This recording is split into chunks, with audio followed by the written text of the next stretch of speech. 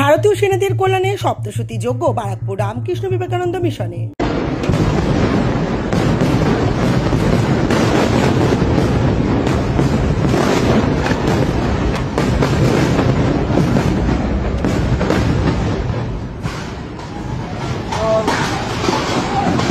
ভারতীয় সেনাদের কল্যাণে এবং সেনাদের সাফল্য কামনায় বারাকপুর রামকৃষ্ণ বিবেকানন্দ মিশনে করা হলো সপ্তশতী যজ্ঞ। এই যজ্ঞ নিয়ে বারাকপুর রামকৃষ্ণ বিবেকানন্দ মিশনের সম্পাদক নিত্য রূপানন্দ মহারাজ বলেন, ভারত ও পাক সীমান্তে যুদ্ধ পরিস্থিতি চলছে। দেশের সেনা এবং ক্ষতিগ্রস্ত নাগরিকদের কল্যাণে মিশনের পক্ষ থেকে শনিবার সকাল 6টা থেকে বেলা 2টো পর্যন্ত সপ্তশতী যজ্ঞ করা হলো। মহারাজের কথায় সপ্তশতী যজ্ঞের মধ্য দিয়ে এদিন মা দুর্গার আরাধনা করা হলো, কারণ মা দুর্গা তো শক্তির আধার, শক্তি স্বরূপিণী এবং দুর্গতি নাশিনী। তাই দেশের সেনারা যাতে শক্তি পায় আর পাকিস্তানের অশুভ শক্তির যাতে বিনাশ হয়, সেজন্য তারা এই সপ্তশতী যজ্ঞের আয়োজন করেছিলেন।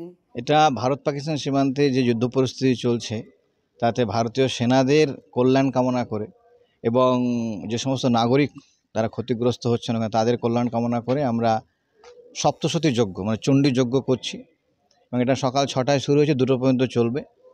এবং মা দুর্গা, আমরা জানি যে মা দুর্গা শক্তির আধার, শক্তি স্বরূপিণী, দুর্গতি নাশিনী। তা আমরা ভারতে যে দুর্গতি চলছে যাতে নাশ হয়, আমাদের সেনাবাহিনীরা যাতে মনে শক্তি পায় এবং এই বিপদ যাতে কেটে যায়, সেই জন্য যজ্ঞের আয়োজন করা হয়েছে। প্রত্যেক মানুষ নিজের জন্য ভাবে, দেশের জন্য যে আমরা ভাবতে পারছি এটা আমরাও গর্বিত। আর আরেকটা কথা বলি যে আমরা সৈনিকদের কল্যাণের জন্য যারা আহত হচ্ছেন বা দেহত্যাগ করছেন তাদের কল্যাণের জন্য একটা তহবিলে আমরা 2.5 লক্ষ টাকা তুলে দেওয়ার চেষ্টা করছি, বিভিন্ন জন থেকে চাঁদা তুলে। আর যে সমস্ত পরিবাররা ক্ষতিগ্রস্ত হচ্ছে তাদের কল্যাণের জন্য একটা আমরা 2.5 লক্ষ টাকা তোলার চেষ্টা করছি।